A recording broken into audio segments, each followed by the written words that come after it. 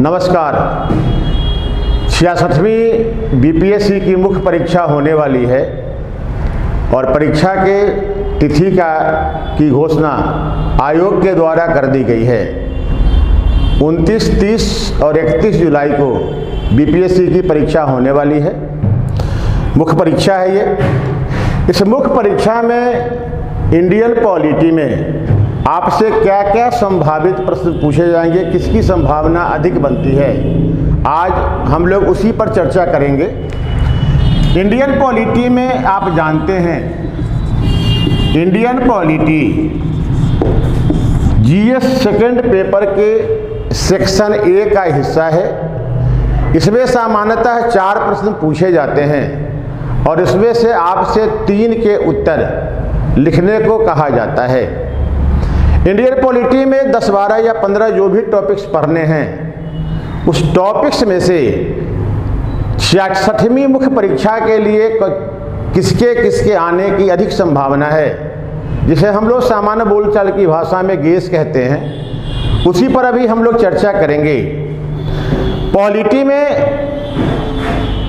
एक चीज़ तो तय रहता है कि जो मेंस में क्वेश्चन पूछे जाते हैं वो किसी न किसी समसामयिक या करंट अफेयर्स के घटना से जुड़ा रहता है। करंट अफेयर्स से घटना में आप देखेंगे तो संघीय व्यवस्था लगभग किसी न किसी रूप में सालों भर चर्चा में रहता है। इसीलिए आप एक टॉपिक के रूप में संघीय व्यवस्था को जरूर तैयार करें। भारत की संघीय व्यवस्था, इससे कई तरह से प्रश्न फॉर्मेट होते हैं। जैसे संघीय व्यवस्था है क्या, भारत में अर्थ संघ है कैसे, बताइए आप, या संघीय व्यवस्था की उभरती प्रवृत्ति, संघ राज्य विवाद के कारण, यही सब क्वेश्चन अभी तक पूछे गए हैं। एक प्रश्न ये भी पूछा जा सकता है कि वर्तमान में भारतीय संघीय व्यवस्था संक्रमण के दौर से गुजर रहा है। ये संक्रमण का अर्थ ये है कि भारतीय संघीय व्यवस्था में कुछ लक्षण अभी हैं, जैसे नीति आयोग का गठन, जीएसटी की शुरुआत, तो कुछ ऐसे लक्षण हैं जो सहयोगी संघवाद को मजबूत करते हैं। वहीं दूसरी ओर कुछ ऐसे लक्षण भी हैं जिससे प्रतिस्पर्धी संघवाद को बल मिलता है। तो थोड़ा सा संक्रमण के दौर में संघीय व्यवस्था को भी तैयारी करेंगे। दूसरी बात, प्रस्तावना से भी क्वेश्चन की उम्मीद रहती है। 64वीं में प्रस्तावना से क्वेश्चन पूछा था, 65वीं में नहीं पूछा है, इसलिए प्रस्तावना से प्रश्न बन सकते हैं। इसलिए आप थोड़ी सी, चूंकि छोटा टॉपिक है, तो आप इसकी तैयारी भी कर सकते हैं। प्रस्तावना क्या है, प्रस्तावना की प्रकृति क्या है, प्रस्तावना में जो दर्शन दिए गए हैं उसके लिए संविधान में कहाँ क्या कहा गया है, इन्हीं सब बातों की चर्चा प्रस्तावना में करते हैं। इसके बाद मौलिक अधिकार, राज्य के नीति निर्देशक तत्व और मौलिक कर्तव्य, ये 3 टॉपिक हैं। आपको याद होगा कि 65वीं की परीक्षा में मौलिक अधिकार से क्वेश्चन पूछा गया था कि संविधान एक हाथ से मौलिक अधिकार देता है और दूसरे हाथ से ले लेता है।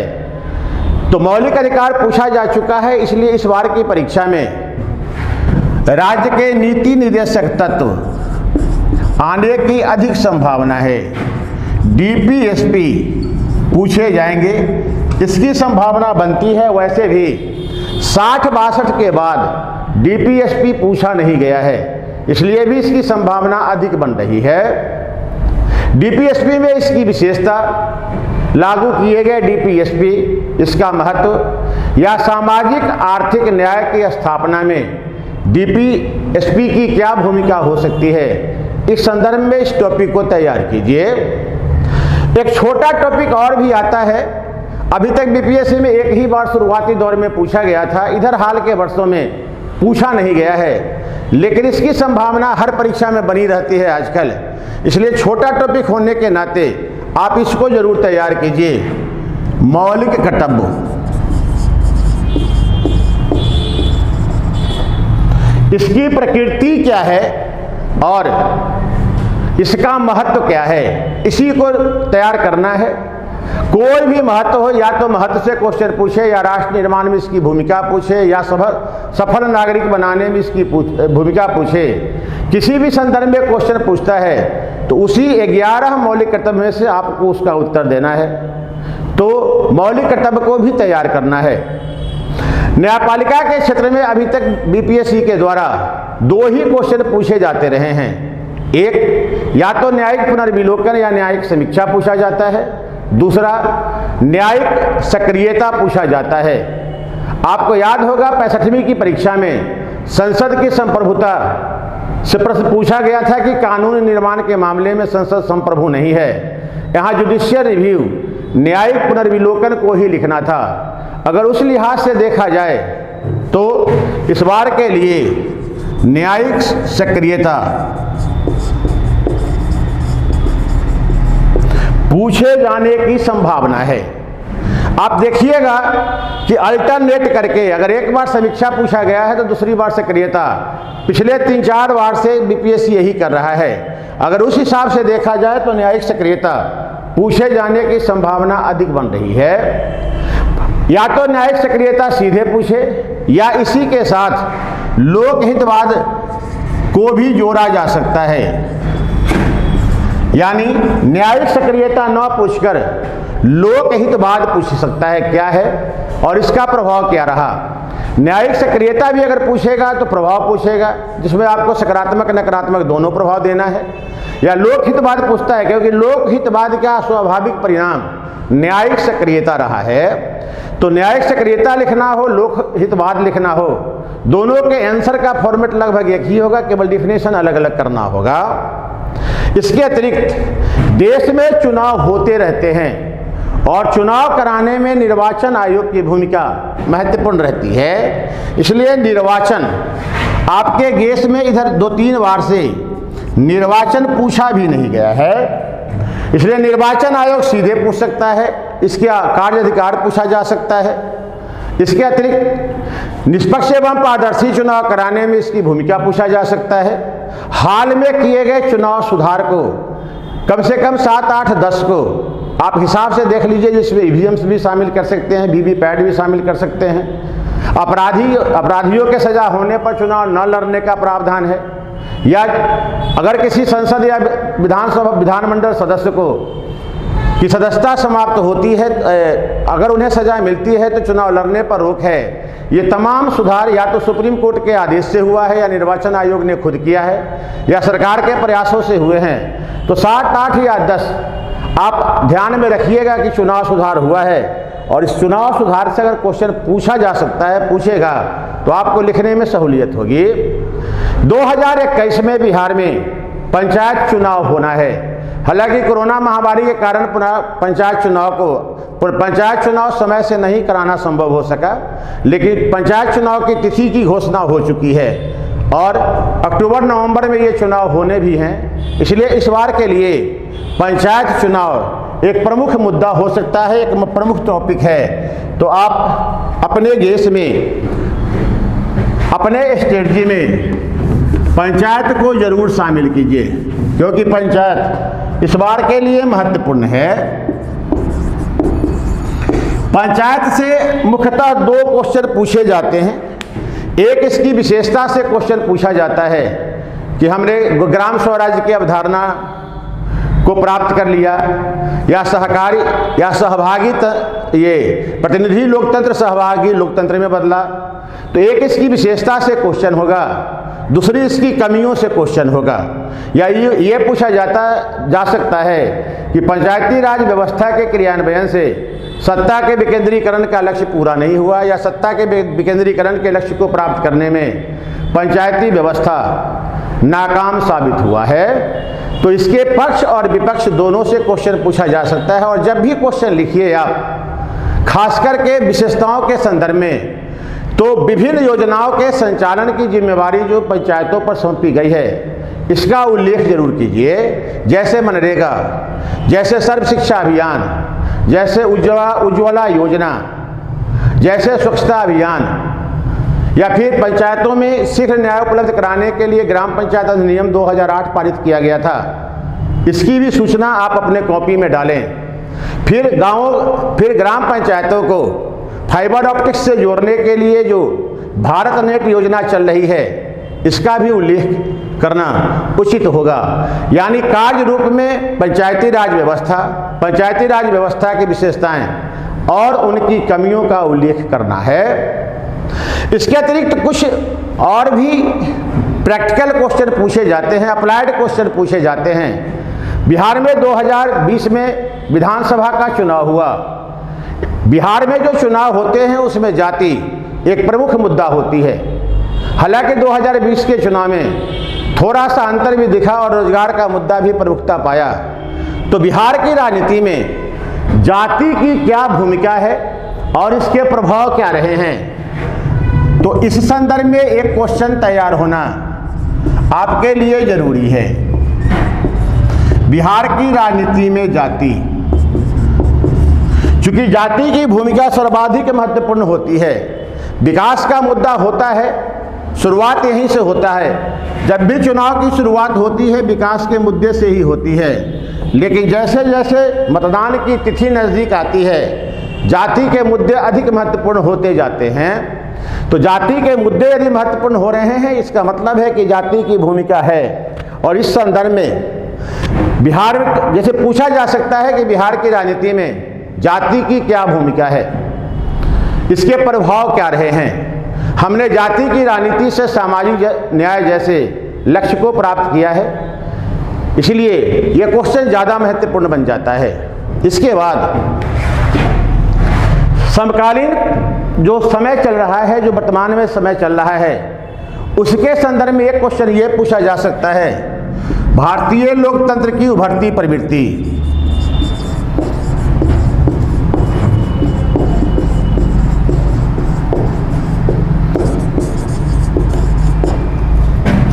लोकतंत्र की उभरती प्रवृत्ति, हमारे पास प्रवृत्ति सकारात्मक भी उभरी है और नकारात्मक भी।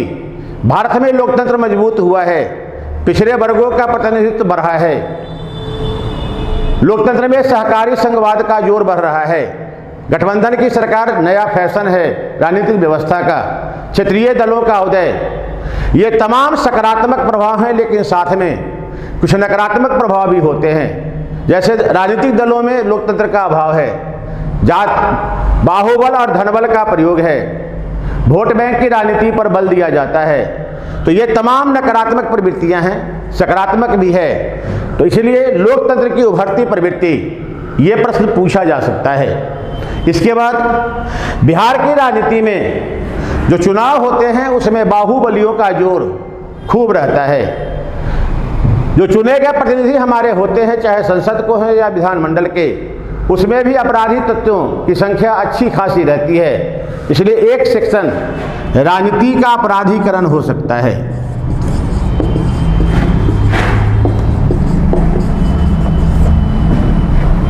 इसलिए इसे भी देखिए क्या कारण है इसका और राजनीतिक व्यवस्था पर इसका क्या प्रभाव पड़ा है। इसी दो संदर्भ में इस टॉपिक को हम लोग पढ़ते हैं। इसी दो संदर्भ में क्वेश्चन पूछे भी जाते हैं, तो इसको ध्यान में रखिएगा।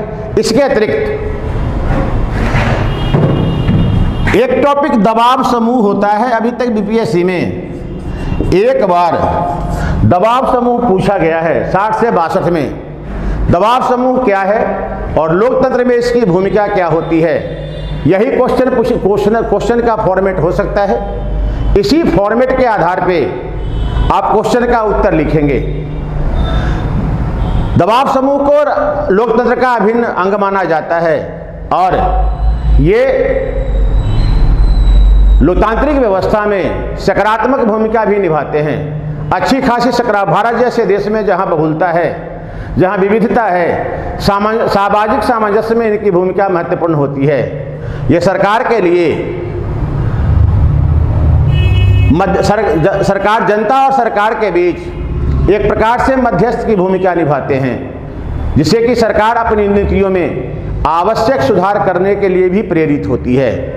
ये देश को नेतृत्व भी सौंपते हैं। वर्गीय हितों का प्रतिनिधित्व भी करते हैं, लेकिन कुछ कमियां भी इनकी होती हैं। समस्या का समाधान सड़क पर ही करना चाहते हैं। भावनात्मक मुद्दों पर लोगों को जोड़ने का प्रयास करते हैं, जिससे कि हिंसा होने की भी आशंका रहती है।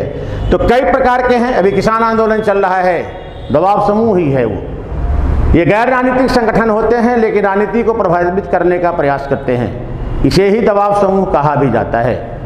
एक अन्य क्वेश्चन में, जैसे भारतीय लोकतंत्र की उभरती प्रवृत्ति, आप उभरती प्रवृत्ति में एक लिख सकते हैं कि राजनीति व्यक्तिवादी है, व्यक्ति केंद्रित है। यही क्वेश्चन 65वीं में आपसे पूछा था कि बिहार में कार्यरत दल राष्ट्रोन्मुखी न होकर व्यक्तिन्मुखी हैं, स्पष्ट कीजिए। तो ये लोकतंत्र की एक नकारात्मक प्रवृत्ति है कि हमारे राजनीतिक दल व्यक्ति उन्मुखी होते हैं। व्यक्ति के आधार पर दल बनते हैं, व्यक्ति के आधार पर चुनाव लड़े जाते हैं, व्यक्ति के आधार पर मंत्रिपरिषद बनता है, व्यक्ति के आधार पर ही नारे भी लगते हैं, आलोचना प्रत्यालोचना भी व्यक्ति के आधार पर ही होता है। सब कुछ का केंद्र व्यक्ति ही होता है। जाति की राजनीति ने व्यक्तिवाद को बढ़ाने का और काम भी किया है। तो क्वेश्चन यहीं से लिखना था, वो लोकतंत्र की उभरती नकारात्मक प्रवृत्ति है। एक और भी, गठबंधन की सरकार,